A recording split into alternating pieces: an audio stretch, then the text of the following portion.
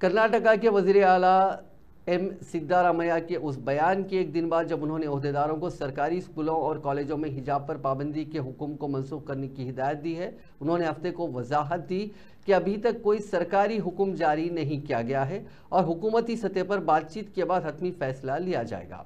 उन्होंने कहा कि हमने अभी तक इस बारे में कोई हुक्म जारी नहीं किया है। हिजाब से मुतालिक एक सवाल पूछा गया जिस पर मैंने कहा कि हम स्कूलों और कॉलेजों में हिजाब पहनने पर पाबंदी हटाने पर गौर कर रहे हैं, हम हुकूमती सतह पर बात करेंगे और फिर कोई फैसला लेंगे।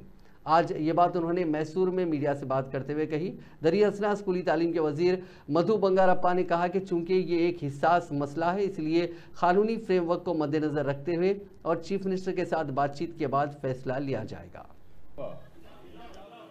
ಹಿಜಾಬ್ ಅದು ವಾಪಸ್ ತಗೊಂಡ್ಬಿಡ್ತೀವಿ, ಏನು ಹಿಜಾಬ್ ಇಲ್ಲ ಈಗ,